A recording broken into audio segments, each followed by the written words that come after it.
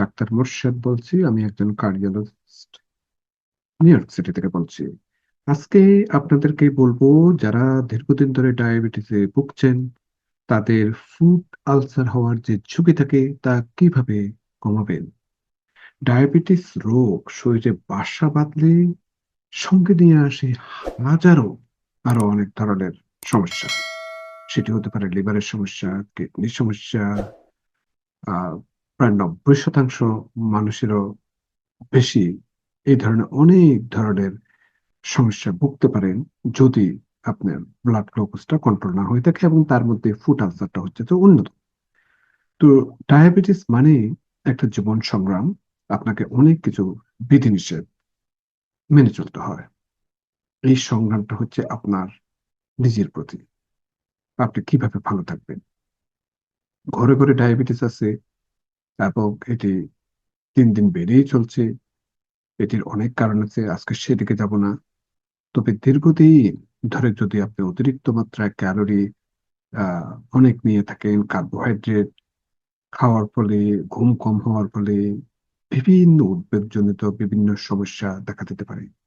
শরীরের সঙ্গে এই অনিয়মের ফলে রক্তে কিন্তু আপনার শর্করার মাত্রা ওঠানামা করতে শুরু করে।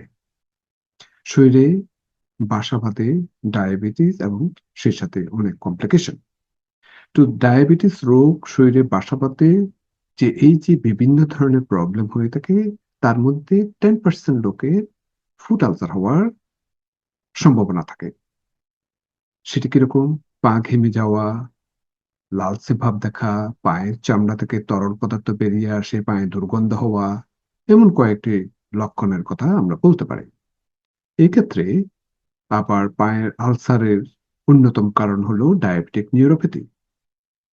তারপর হাইপারগ্লাইসেমিয়া, অর্থাৎ রক্তে শর্করার মাত্রা বেশি বেড়ে গেলে এটি স্নায়ুর উপর প্রভাব পড়ে, এবং ক্রনিক ডায়াবেটিস রোগীদের পায়ের স্নায়ুর কার্যকারিতা নষ্ট হয়ে যাওয়ার পাশাপাশি পায়ের পেশি, হাড়, ত্বক একে একে সবই ক্ষতিগ্রস্ত হতে শুরু করে। তো ঠিক কি কি সমস্যা হয়? পায়ে তীব্র যন্ত্রণা, চামড়ার রং পরিবর্তন হওয়া, পায়ের চামড়ার ক্ষত তৈরি হওয়া, পায়ের মাংস, লিগামেন্ট ক্ষত সৃষ্টি করা, পায়ের হাড়ে ক্ষত তৈরি হওয়া, নখে পছম ধরে যাওয়া, পুরো পায়ের পাতায় পছম ধরে যাওয়া ইত্যাদি। ডায়াবেটিক ফুট আলসার বারবার হওয়ার আশঙ্কা থাকে। যাদের বারবার সংক্রমণ হওয়ার সম্ভাবনা থাকে, তাদের 10 to 30% ক্ষেত্রে আঙ্গুল, পায়ের কিছু অংশ অথবা পুরো পা কেটে ফেলার সম্ভাবনাও থাকে।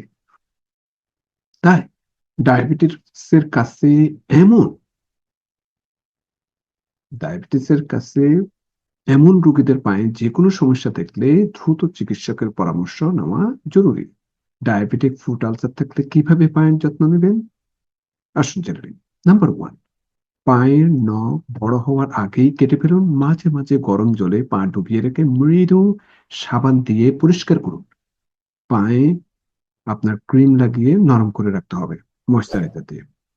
নাম্বার টু, বাড়িতেও খালি পায়ে হাঁটাহাঁটি না করাই ভালো। একটু ভালো কমফোর্টেবল জুতো পরে হাঁটো, খুব টাইট জুতো পরবেন না। নাম্বার থ্রি, বর্ষায় এমনিতেই পায়ের সংক্রমণের ঝুঁকি বাড়ে। রাতে ঘুমানো রাতে ঘুমোতে যাওয়ার আগে পায়ের তলা এবং আঙ্গুলের ফাঁকে অ্যান্টিফাঙ্গাল পাউডার মেখে নিন। নাম্বার ফোর, এই রোগে আক্রান্ত হলে অনেক সময় পায়ে আহ, আহ, অনেক সময় অনেকে ডিসকমফোর্ট লাগলে একটু আপনি পায়ে স্যাক দিতে পারেন। পরিষ্কার পরিচ্ছন্নতা বজায় রাখবেন। আহ জুতো, মুজো এগুলি নিয়মিত পরিষ্কার করা উচিত, এবং বর্ষার মৌসুমে এই বিশেষ সতর্কতা থাকতে হবে। তো আরেকটা জিনিস, যখনই আমরা উজু করে থাকি নামাজের জন্য, সেটি যাতে স্যাঁতসেঁতে না থাকে, সেটি যাতে ওয়েট না থাকে, আমরা টাওয়াল দিয়ে আহ এটি ড্রাই করে নেওয়া উচিত। তো কখনো খালি পায়ে না হেঁটে, কিংবা বিভিন্ন আহ যেখানে অনেক মানুষ হাঁটাহাঁটি করে থাকে, যেমন ধরুন আপনার মসজিদে অনেকে হাঁটাহাঁটি করতে পারে, সবসময় আপনি সক্স পরে থাকবেন। তারপর শীতের সময় যাতে কোনো অবস্থাতে পা যাতে ফেটে না যায় সেই জন্য ময়শ্চারাইজিং ক্রিম ব্যবহার করতে পারেন।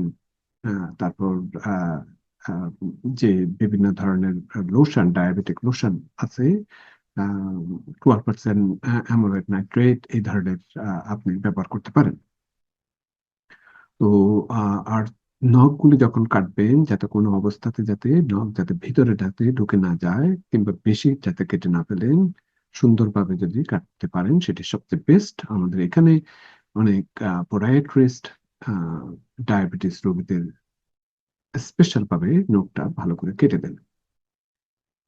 তো নম্বর এবং শেষ পয়েন্টটা হচ্ছে যে কোনো অবস্থাতে যাতে কোনো কাটাছেঁটা যাতে পায়ে না থাকে, এবং সেটি যদি থাকে সেভাবে ভালোভাবে যাতে এটি আবার হিল হয় সেদিকে খেয়াল রাখবেন। কোনো অবস্থাতে যাতে ইনফেকশন যাতে না হয়ে থাকে সেদিকে খেয়াল রাখবেন। এবং সেই সাথে সাথে ডায়াবেটিস রোগীরা যারা স্মোকিং করে থাকেন অবশ্যই স্মোকিং থেকে দূরে থাকবেন। এবং সবসময় পায়ে যদি ঝিনঝিন করে থাকে কিংবা নার্ভনেস, নার্ভে যদি পেইন থেকে থাকে, কিংবা আপনার যদি পা যদি শীতল হয়ে আসে, কিংবা আপনার অনেকটা সাদা সাদা লাগে, মিন্স ভ্যালর, হ্যাঁ, তারপর যদি অনুভূতি যদি কম থাকে বা কম লাগে, আপনারা আপনাদের পোডিয়াট্রিস্টের কাছে কিংবা নিউরোলজিস্টের কাছে যাবেন যাতে নার্ভ কন্ডাকশন স্টাডি করতে পারে যাতে কোনো ধরনের নার্ভের প্রবলেম আছে কিনা। তো আজকে এই পর্যন্ত, থ্যাংক ইউ।